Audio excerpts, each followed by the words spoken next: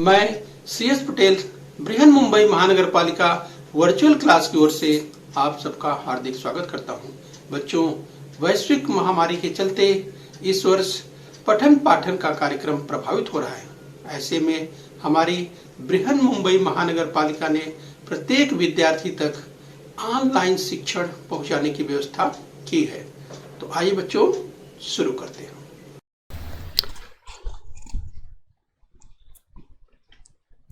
बच्चों, कक्षा 9 में आज हम पढ़ेंगे इतिहास। तो बच्चों, स्क्रीन पर आप देख पा रहे हैं कक्षा 9वीं इतिहास की पाठ्य पुस्तक दाहिनी ओर आप देख पा रहे हैं। तो बच्चों, कक्षा 9वीं में आज हम पढ़ेंगे इतिहास यानी हिस्ट्री की बात करेंगे। और बच्चों, आज हम पढ़ेंगे दूसरा पाठ 2, भारत 1960 के बाद की घटनाएं, भाग 2। इस बच्चों इंडिया इवेंट्स आफ्टर 1960 पार्ट 2 की हम बात करेंगे। तो बच्चों, हम आपको याद दिलाएं, इस पाठ में अर्थात दूसरे पाठ में भारत 1960 के बाद की घटनाएं भाग 1 बच्चों आप पढ़ चुके हैं। बच्चों, अगर आपने अभी तक नहीं पढ़ा है तो बच्चों इसी चैनल पर बच्चों VTC हिंदी चैनल पर आप बच्चों पहला भाग उपलब्ध है। आप उसे पढ़ करके इस दूसरे भाग को पढ़ेंगे तो पाठ आपको अच्छी तरह से समझ में आ जाएगा। तो बच्चों, थोड़ा सा आपको रिवाइज करा दें कि आखिर पार्ट 1 में हमने क्या पढ़ा, यानी भाग दूसरा भारत यानी 1960 के बाद की घटनाएं पार्ट 1 में हमने क्या पढ़ा था। थोड़ा सा आपको रिवाइज कराएं। बच्चों, आपको याद होगा कि भारत 1947 में 15 अगस्त 1947 को स्वतंत्र हुआ। और बच्चों, भारत ने संविधान की अगर हम बात करें बच्चों, हमारे देश में संविधान लागू हुआ 26 जनवरी 1950। तो बच्चों, इस तरह से भारत ने संविधान को स्वीकार किया और भारत प्रभुता संपन्न लोकतांत्रिक राष्ट्र के रूप में अस्तित्व में आ गया। बच्चों, हमने देखा कि किस तरीके से, चाहे हम योजना आयोग की हमने बात की, ये जो 1900 बाद में आगे चल करके किस तरह से कृषि क्षेत्रों को बढ़ावा दिया जाना, हमने बच्चों बात की। 1960 के दशक की हमने बात की कि किस तरह से 1960 के दशक में घटनाएं घटित हुई, जिस कि पुर्तगालियों के आधिपत्य में जो गोवा, दमन, द्वीप प्रदेश थे, जिस बच्चों किस तरह से मुक्त हुए, इनकी बात की। और बच्चों, इसके बाद हमने बात की किस तरह से जो मैकमोहन युद्ध हुआ बच्चों, यह युद्ध जो मैकमोहन यानी 1962 इस रेखा के क्षेत्र में हुआ, इसकी हमने बात की। इस बच्चों हमारे देश के पहले प्रधानमंत्री पंडित जवाहरलाल नेहरू के बाद बच्चों, उसके बाद लाल बहादुर शास्त्री बच्चों प्रधानमंत्री के रूप में आए। और उसके बाद बच्चों 1966 में श्रीमती इंदिरा गांधी भारत की प्रधानमंत्री बनी। हमने बच्चों इस भाग 1 में 1970 के दशक की विस्तार से बात की है बच्चों। तो आप जो है बच्चों ये सब पहले भाग की जो बात कर रहे हैं विस्तार से जाकर उसे अध्ययन कर लेंगे। इसके बाद बच्चों आप इस भाग को अच्छी तरह से समझ पाएंगे। यस बच्चों, तो मैं CS Patel virtual training centre MCGM Mumbai से। ओके बच्चों, तो बच्चों जैसा कि कहा, भारत 1947 में 15 अगस्त 1947 में हमारा देश आज़ाद हुआ। बच्चों, लगातार यस कहें कि तमाम वर्षों के संघर्ष के बाद बच्चों भारत देश आज़ाद हुआ। और बच्चों 15 अगस्त 1947 के बाद देश की आज़ादी मिलने के बाद जो बच्चों 1950 में भारत ने संविधान स्वीकार किया और प्रभुता संपन्न लोकतांत्रिक राष्ट्र के रूप में अस्तित्व में आया। तो बच्चों आप एक दृश्य दाईं ओर स्क्रीन पर देख पा रहे हैं। राइट बच्चों, जब हम बात करते हैं इस 15 अगस्त और 26 जनवरी यानी स्वतंत्रता दिवस, और जब बच्चों गणतंत्र दिवस की परेड होती है तो उसका भव्य दृश्य दाहिनी ओर स्क्रीन पर आप देख पा रहे हैं। तो बच्चों, स्वतंत्रता पाने के बाद भारत को आर्थिक, राजनीतिक और सामाजिक विकास से संबंधित समस्याओं को हल करना था। यानी बच्चों देश तो आज़ाद हो गया था, लेकिन जरूरत इस बात की थी कि किस तरह से देश को आर्थिक रूप से आगे बढ़ाना था, राजनीतिक और सामाजिक विकास से संबंधित समस्याओं को हल करना जरूरी था। यस बच्चों, तो थोड़ा सा हम रिवाइज करते हुए आगे बढ़ रहे हैं। इसके लिए बच्चों जरूरत थी योजना की, यानी प्लानिंग की। तो इसके लिए बच्चों योजना आयोग का गठन किया गया, यानी प्लानिंग कमीशन तैयार किया गया। और उसी के तहत बच्चों उसमें पंचवर्षीय योजनाएं भी बनाई गई 5-5 वर्ष के लिए कि उन योजनाओं को तैयार करने के बाद उसका क्रियान्वयन किया गया। और इसके साथ ही बच्चों देश के आज़ाद होने के बाद यानी 15 अगस्त 1947 के बाद बच्चों देश की कृषि व्यवस्था को और मजबूत तो करना ही था, लेकिन उसके साथ साथ जो औद्योगिकरण की बात करते हैं यानी इंडस्ट्रियलाइजेशन की बात करते हैं तो औद्योगिकरण को प्राथमिकता दी गई। यस, तो कृषि के साथ साथ उद्योगों को भी बढ़ावा देना जरूरी था। इसके साथ साथ गरीबी दूर करना, देश में अगर पॉवर्टी की बात करें बच्चों, गरीबी की बात करें, बड़ी मात्रा में गरीबी थी, इसलिए गरीबी का उन्मूलन करना मतलब गरीबी को समाप्त करना, इस लोगों की मदद करना इसकी जरूरत थी, इसलिए वो भी कार्यक्रम यानी गरीबी उन्मूलन का कार्यक्रम चलाया गया। इसके साथ ही देश चूंकि आज़ाद हुआ था और यूं कहें कि अंग्रेज जब हमारे यहाँ से गए राइट, तो उन्होंने हमें सत्ता सौंपी, तो जरूरत इस बात की थी कि विश्व का सबसे बड़ा लोकतंत्र अगर भारत की बात करें तो इसमें चुनाव कराना और सफलतापूर्वक चुनाव कराना जरूरी था। तो इसके लिए इस पर भी जो है ध्यान दिया गया। आइए बच्चों इस क्रम में हम आगे बढ़ेंगे, थोड़ा सा रिवाइज करते हुए हम चल रहे हैं। बच्चों वर्ष 1991 के बाद की अगर परिवर्तनों की थोड़ी बात करें, द चेंजेस आफ्टर 1991, तो बच्चों हम पार्ट 2 पढ़ रहे हैं जिसमें बहुत ही महत्वपूर्ण रोल रहा है पीवी नरसिम्हा राव। जिस समय अगर बात करें बच्चों 1991 के परिवर्तन की बात करें, द चेंजेस आफ्टर 1991, बच्चों उस समय अगर हम कहें कि विश्व और भारत के इतिहास में वर्ष 1991 महत्वपूर्ण परिवर्तनों का रहा। अब किस दृष्टिकोण से हम समझने का प्रयास करें बच्चों, क्योंकि लगभग इसी वर्ष सोवियत यूनियन यानी रूस का विभाजन हुआ। इस बच्चों इस तरह से जो रूस एकीकृत था उसका विभाजन हो गया और इसके साथ ही विश्व में जो चल रहा शीत युद्ध यानी जो कोल्ड वार था बच्चों वो समाप्त हुआ। राइट, ध्यान रखिए यहाँ पर महत्वपूर्ण अगर घटनाओं की बात करें तो ये ध्यान रखना है यस कि बच्चों यहाँ तो एक आपने देखा कि सोवियत यूनियन की जो बात कर रहे हैं, रूस की बात कर रहे हैं, उसका विभाजन हो गया। इसके बाद जो विश्व में शीत युद्ध चल रहा था यानी अमेरिका और ये सोवियत यूनियन के बीच में जो शीत युद्ध चल रहा था बच्चों, वो शीत युद्ध लंबे समय तक कई डिकेड के बाद जाकर के वो समाप्त हुआ।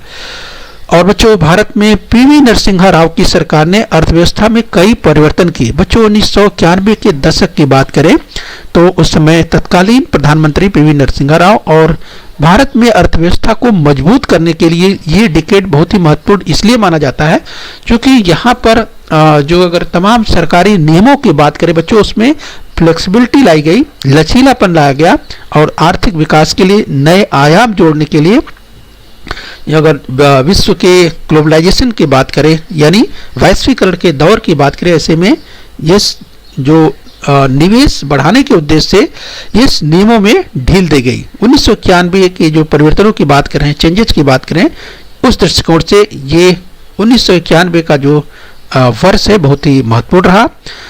तो हमने ये देखा कि पीवी नरसिम्हा राव की सरकार ने अर्थव्यवस्था में कई परिवर्तन किए। बच्चों 1996 से 1999 के कालावधि में लोकसभा के जो चुनाव हुए इसमें किसी को पूर्ण बहुमत नहीं मिला। इस बच्चों हम 1996 से 1999 की बात कर रहे हैं, स्पष्ट बहुमत नहीं प्राप्त हुआ और इस कालावधि में अनेक प्रधानमंत्री सत्ता में आते हुए दिखाई दे रहे हैं। राइट, तो बच्चों जिसमें हम बात करें अटल बिहारी वाजपेयी, HD देवेगौड़ा, इंद्र कुमार गुजराल। राइट, तो जिस अंततः वर्ष 1999 में भारतीय जनता पार्टी के नेतृत्व में राष्ट्रीय जनतांत्रिक गठबंधन सत्तासीन हुआ और अटल बिहारी वाजपेयी भारत के प्रधानमंत्री बने। राइट, तो अटल बिहारी वाजपेयी का पाक से बात करने का प्रयास किया गया जिस बच्चों पाकिस्तान से, लेकिन सफलता नहीं मिली। बच्चों 1998 में 1998 में भारत ने स्वयं को परमाणु अस्त्रधारी राष्ट्र घोषित किया। बच्चों 1998 में भारत ने इस बच्चों अपने आप को परमाणु अस्त्रधारी राष्ट्र घोषित किया। तो बच्चों हमेशा भारत की नीति रही है ये आत्म सुरक्षा, अर्थात सबसे पहले अपने सुरक्षा, अपने देश की सुरक्षा हमेशा सर्वोपरि रखने वाला भारत 1998 में स्वयं को परमाणु अस्त्रधारी राष्ट्र घोषित कर दिया गया। और बच्चों आगे चल करके अगर हम बात करें 1999 में 1999 में कश्मीर मुद्दे पर कारगिल में युद्ध हुआ और बच्चों भारत ने यहां पर पाकिस्तान को पराजित किया। आइए बच्चों इस क्रम में हम और आगे बढ़ते हैं। बच्चों हम भारत की अर्थव्यवस्था यानी इंडियन इकोनॉमी की बात हम विस्तार से करने वाले हैं। जब बच्चों बात करते हैं भारत की अर्थव्यवस्था की बात करते हैं तो स्वतंत्रता प्राप्ति के बाद से अर्थव्यवस्था का आधुनिकीकरण, जिस बच्चों मॉडर्नाइजेशन की बात करें यानी किस तरह से अर्थव्यवस्था को आधुनिकीकरण, जो पूरी दुनिया में अगर दौर की बात करें, बदलने की बात करें, चेंजेस की बात करें या आधुनिकीकरण की बात करें तो उसके लिए भारत को भी इस आधुनिकीकरण की ओर तेजी से आगे बढ़ना था। इसके लिए आर्थिक आत्मनिर्भरता और सामाजिक न्याय के साथ साथ समाजवादी ढांचा भारतीय अर्थव्यवस्था की विशेषताएं रही। राइट बच्चों, तो हम बात कर रहे हैं भारत की अर्थव्यवस्था की बात कर रहे हैं, यानी जहां पर एक तरफ आधुनिकीकरण का दौर चल रहा था, ऐसे में आर्थिक आत्मनिर्भरता जरूरी थी, यानी आर्थिक रूप में किस तरह से भारत आत्मनिर्भर हो पाए, और सामाजिक न्याय के साथ साथ समाजवादी ढांचा भारतीय अर्थव्यवस्था की विशेषताएं रही। आइए बच्चों इसी क्रम में हम और आगे देखते हैं। विज्ञान और प्रौद्योगिकी की बात करें, साइंस एंड टेक्नोलॉजी की बात करें तो बच्चों इस दौर में भारत ने आत्मनिर्भर बनने के लिए जो प्रयास किए हैं उनमें दो महत्वपूर्ण घटनाओं का समावेश किया जा सकता है। तो बच्चों इन दो महत्वपूर्ण घटनाओं की अगर बात करें तो सबसे पहले स्क्रीन पर आप देख पा रहे हैं ये father of India's green revolution MS. Swaminathan, जो स्क्रीन पर देख पा रहे हैं दाहिनी ओर, डॉक्टर एम.एस. स्वामीनाथन को। यस बच्चों, तो भारत ने आत्मनिर्भर बनने के लिए जो प्रयास किए उसमें दो महत्वपूर्ण घटनाओं का समावेश किया जा सकता है, जिसमें स्क्रीन पर आप देख पा रहे हैं डॉक्टर एम.एस. स्वामीनाथन, जिन्हें कहा जाता है बच्चों father of India's green revolution, हरित क्रांति के जनक।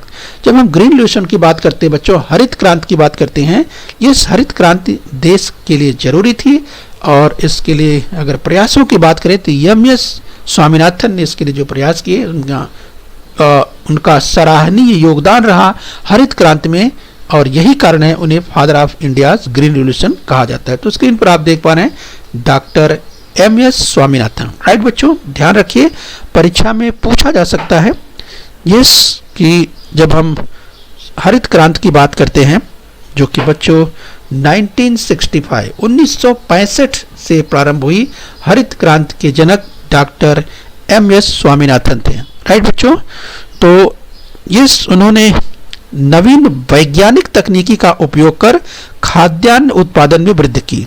यस बच्चों, तो किस तरह से अधिक उत्पादन हो सकता है, और जो अगर साइंस की बात करें, साइंस एंड टेक्नोलॉजी की बात करें तो इसका उपयोग अधिकतम किस तरह से किया जाए, तो इस विज्ञान और टेक्नोलॉजी यानी साइंस एंड टेक्नोलॉजी के जो मद्देनजर कर सकते हैं, यानी उसके परिणाम कह सकते हैं कि उसके प्रभाव के कारण भारत में जो स्वामी एम.एस. स्वामीनाथन ने जो प्रयास किया हरित क्रांति के लिए, ग्रीन रेवोल्यूशन के लिए, यस बच्चों उनका प्रयास सराहनीय था और इसीलिए उन्हें ग्रीन रेवोल्यूशन का जनक कहा जाता है। आइए बच्चों इसी क्रम में हम और आगे बढ़ेंगे। तो बच्चों हमने ग्रीन रेवोल्यूशन के संदर्भ में देखा, हरित क्रांति के संदर्भ में देखा।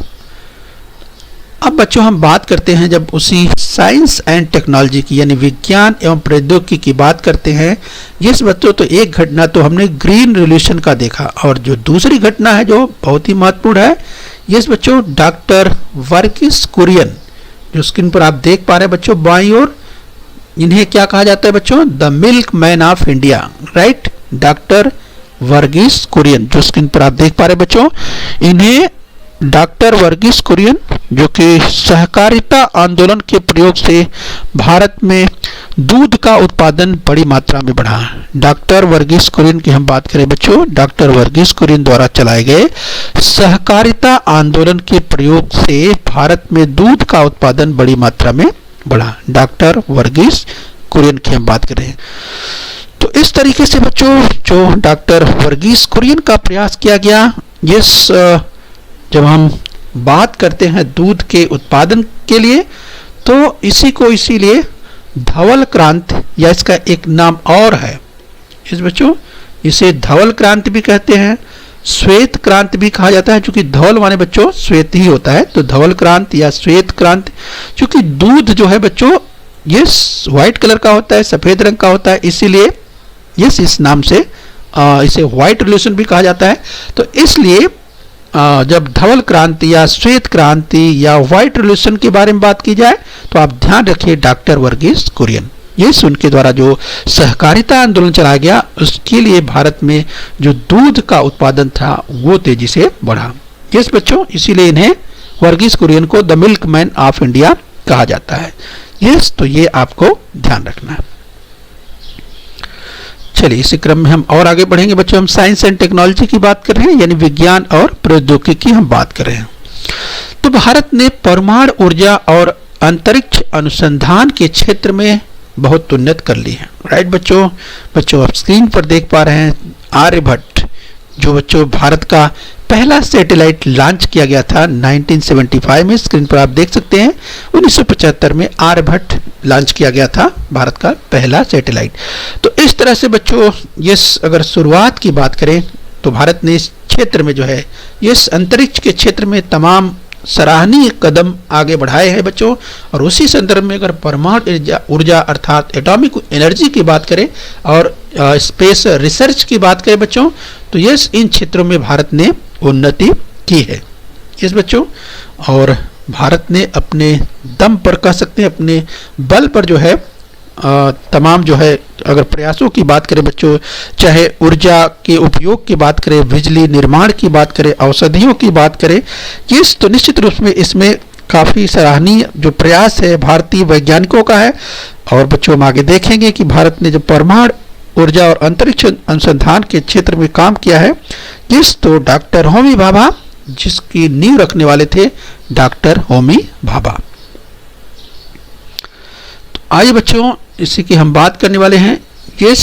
तो उसी संदर्भ की अगर बात करें, सामाजिक क्षेत्र में जो परिवर्तन हुए, ये चेंजेज इन सोशल फील्ड की बात करें, इस कालावधि में भारत में कई सामाजिक क्षेत्र में भी जो महत्वपूर्ण परिवर्तन हुए, महिला व विकास कार्यक्रमों को किस तरह से बढ़ावा दिया गया, वुमेन एंड चाइल्ड डेवलपमेंट का लोगो बाईं ओर स्क्रीन पर आप देख पा रहे हैं।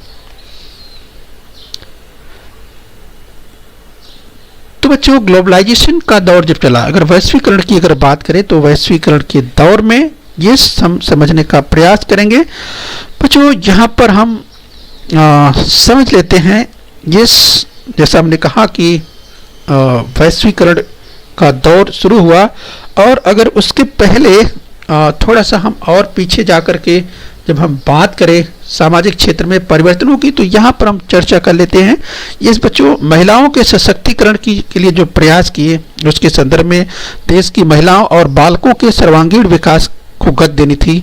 इसीलिए 1985 में मानव संसाधन विकास मंत्रालय के अंतर्गत महिला और बाल विकास विभाग का गठन किया गया। तो स्क्रीन पर जो देख पा रहे बच्चों 1985 में मानव संसाधन विकास मंत्रालय के अंतर्गत महिला और बाल विकास विभाग का गठन किया गया। इस तरह से महिलाओं को सामाजिक न्याय मिले और योजनाओं के कार्यान्वयन को सहायता प्राप्त हो, इस उद्देश्य के लिए जो कानून बनाए गए उसमें तमाम कानूनों की बात करें, उसमें दहेज प्रतिबंधित कानून, समान वेतन का कानून, और बच्चों 73वें और 74वें संविधान संशोधन के द्वारा स्थानीय शासन संस्थाओं में महिलाओं के लिए आरक्षित स्थान रखे गए। बच्चों इसके साथ ही अगर हम बात करें संविधान के निर्माताओं को ये लगा था कि जाति व्यवस्था के कारण भारतीय समाज में ऐसे कुछ वर्गों को प्रतिष्ठा और समान अवसरों से वंचित होना पड़ेगा, इसलिए ऐसी समस्या को हल करने के लिए 1953 में काका साहब कालेलकर के आयोग की स्थापना की गई। और बच्चों 1978 में बीपी मंडल की अध्यक्षता में पिछड़े वर्ग की समस्याओं के लिए एक आयोग गठन किया गया था। बच्चों इसकी अगर बात करें आगे, 1989 में सरकार ने अत्याचार विरोधी जो एट्रोसिटी का कानून था वो पारित किया था। तो बच्चों इस संदर्भ में अगर सामाजिक क्षेत्र में जो परिवर्तन की हम बात करें तो तमाम परिवर्तन जो है यहाँ पे किए गए। आइए बच्चों, यहाँ हम उसी क्रम में और आगे हम वैश्वीकरण की ओर आ जाते हैं। तो वैश्वीकरण की अगर बात करें बच्चों, तो वैश्वीकरण के कारण अर्थनीति, राजनीति, विज्ञान और प्रौद्योगिकी, समाज तथा संस्कृति जैसे सभी क्षेत्र में परिवर्तन होने लगे। और बच्चों, इस परिवर्तनों की बात करें तो उसमें से कुछ परिवर्तनों की चर्चा हमने की। और वैश्विक स्तर पर भारत सभी क्षेत्रों में महत्वपूर्ण देश के रूप में उदित हुआ। भारत धीरे धीरे विकास की ओर, जब ग्लोबलाइजेशन की बात करें इस वैश्वीकरण के दौर में, तो भारत कहाँ पीछे रहने वाला है, तो भारत भी इस विश्व के साथ कंधे से कंधा मिलाकर चलने के लिए तैयार हुआ। और इस तरह से ग्लोबलाइजेशन के दौर में भारत भी शामिल हो गया और भारत भी विकास की दौड़ में आगे बढ़ने लगा। तो ये हम बात कर रहे हैं वैश्वीकरण की। बच्चों, इस क्रम में अगर आप स्क्रीन पर देख पा रहे हैं, भारत G20 की बात करें तो G20 या और ब्रिक्स यानी ब्राजील, रसिया, इंडिया, चाइना और साउथ अफ्रीका जैसे अंतर्राष्ट्रीय अगर संगठनों की बात करें बच्चों, तो एक महत्वपूर्ण देश भारत इसमें बन पाया। यानी वैश्वीकरण के कारण भारत आज महत्वपूर्ण देश बनकर उभरा है। हम अगर बात करें G20 की, तो इसी तरह से जैसे हमने भारत G20 और ब्रिक्स की बात की, तो ध्यान रखिए ब्रिक्स में जो देश शामिल हैं, ब्राजील, रसिया, इंडिया, चाइना, साउथ अफ्रीका जैसे अंतर्राष्ट्रीय संगठनों का महत्वपूर्ण सदस्य है। यस, दाएं स्क्रीन पर एक जो G20 की मीटिंग थी, यस बच्चों, जो कि अर्जेंटीना में हुई थी 2018 में, उसका एक उसकी इमेज स्क्रीन पर आप देख पा रहे हैं। यस बच्चों, तो चलिए इसी क्रम में हम और आगे बढ़ेंगे। हम बात कर रहे हैं अभी G20 और ब्रिक्स की बात कर रहे थे। इस तरह से भारत जो है आगे दूरसंचार प्रौद्योगिकी के क्षेत्र में एक महत्वपूर्ण क्रांति का भारत ने अनुभव किया। और संपूर्ण भारत की अगर मोबाइल की बात करें बच्चों और इंटरनेट की बात करें, इस तो उपग्रह पर आधारित दूरसंचार जो है सेवाओं का जाल भारत में धीरे धीरे बढ़ता गया। और इस तरह से भारत जो है धीरे धीरे भारत के युवाओं की जो जीवन शैली थी उसमें परिवर्तन हुआ और भारत जो है वो धीरे धीरे विकास की ओर आगे बढ़ने लगा। चलिए बच्चों, वैश्वीकरण की बात करें, कहा कि भारत संपूर्ण भारत में पूरे मोबाइल, इंटरनेट तथा उपग्रह पर आधारित सेवाओं की बात करें तो तेजी से इसका विस्तार हुआ। आप देख सकते हैं ग्लोबलाइजेशन के दौर में जहां भारत भी कदम से कदम मिलाकर दुनिया के साथ चल रहा है, ये हम उपग्रह पर आधारित सेवाओं का जो जाल है भारत में बिछा हुआ है। इस मोबाइल, इंटरनेट तथा सैटेलाइट पर आधारित सेवाओं का जाल बिछा हुआ है। चलिए बच्चों, अभी हम अभ्यास कर लेंगे इस पाठ से। तो चलिए स्क्रीन पर निम्न में से विसंगत जोड़ी पहचानना है। तो बच्चों चलिए हम पूरे पाठ पर अभ्यास करने वाले हैं। तो अभी पार्ट 1 और पार्ट 2 को मिलाकर के बच्चों हमने ये पाठ पूरा कर लिया है, राइट। तो आप याद कीजिए इंदिरा गांधी आपातकाल। बच्चों ये हमने पार्ट 1 में पढ़ा था, आपको याद होगा। इंदिरा गांधी आपातकाल यानी इमरजेंसी, राइट। तो आप सोचिए, ध्यान से देखिए और समझिए। दूसरा, राजीव गांधी विज्ञान एवं प्रौद्योगिकी में सुधार। जिस बच्चों ने इसकी चर्चा की थी आपको याद होगा। इस बच्चों तो चलिए हम ये जो प्रयास अभ्यास कर रहे हैं पार्ट 1 और पार्ट 2 दोनों ही मिलाकर पूरे पाठ से कर रहे हैं, तो हम उम्मीद करते हैं कि आप समझ पा रहे होंगे।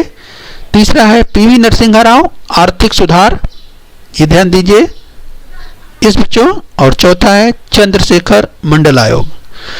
तो बच्चों आपको याद आ गया होगा कि इसमें विसंगत जोड़ी पहचानना है। तो इंदिरा गांधी आपातकाल इमरजेंसी आपको याद आ गया होगा, ये जोड़ी सही है।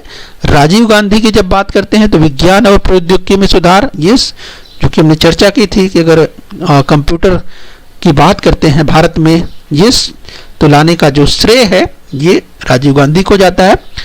और पीवी नरसिम्हा राव अगर आर्थिक सुधारों के दौर की बात करते हैं जिसकी चर्चा हमने आज ही की, तो आपको याद आ गया होगा। लेकिन बच्चों चंद्रशेखर की अगर बात करें, मंडल आयोग की बात करें, तो ये तो इसके पहले हमने पढ़ा था पार्ट 1 में, आपको याद आ गया होगा यस बच्चों कि ये ही असत्य है, अर्थात ये विसंगत है। चूंकि ये अगर मंडल आयोग की बात करें बच्चों तो ये इसे लागू करने का काम यस वीपी सिंह ने किया था, विश्वनाथ प्रताप सिंह ने किया था। तो ये चंद्रशेखर के साथ जो है मंडल आयोग नहीं बल्कि वीपी सिंह के साथ, राइट। उसमें प्रधानमंत्री थे वीपी सिंह। तो ये असंगत जोड़ी, अगर असंगत कहें या विसंगत कहें तो यही पहचानना, तो इस तरह से आप पहचान सकते हैं। तो जो यस बच्चों, तो चलिए हम उम्मीद करते हैं कि यहाँ आप समझ रहे हैं। आगे देखिए बच्चों, आपके सामने स्क्रीन पर एक कथन है। अब ये कथन देखिए कि सत्य है या असत्य। अगर कथन असत्य है तो उसे सत्य करके लिखना है। वर्ष 1965 में प्रारंभ हुई हरित क्रांति के जनक डॉक्टर वर्गीस कुरियन थे। याद कीजिए, आज ही हमने इसकी चर्चा की। वर्ष 1965 में प्रारंभ हुई हरित क्रांति यानी ग्रीन रिवॉल्यूशन की बात कर रहे हैं बच्चों, उसके जनक डॉक्टर वर्गीस कुरियन थे।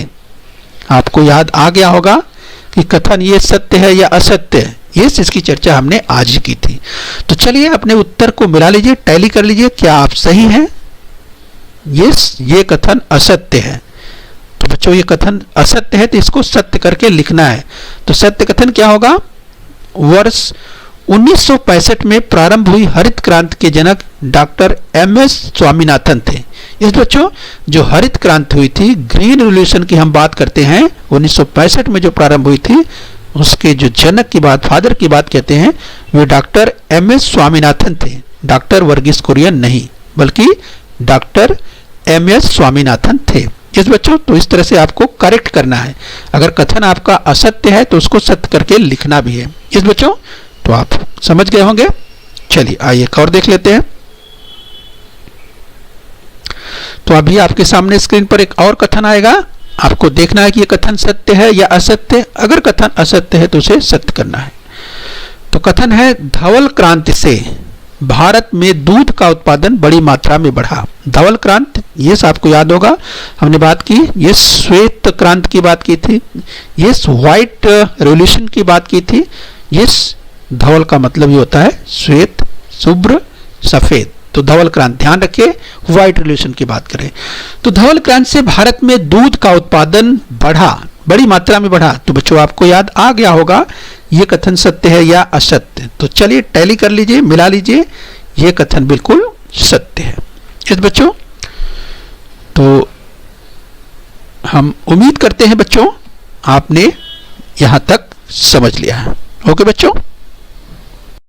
बच्चों बृहन मुंबई महानगर पालिका के इस चैनल को सब्सक्राइब कर लीजिए और बेल आइकन प्रेस कर लीजिए।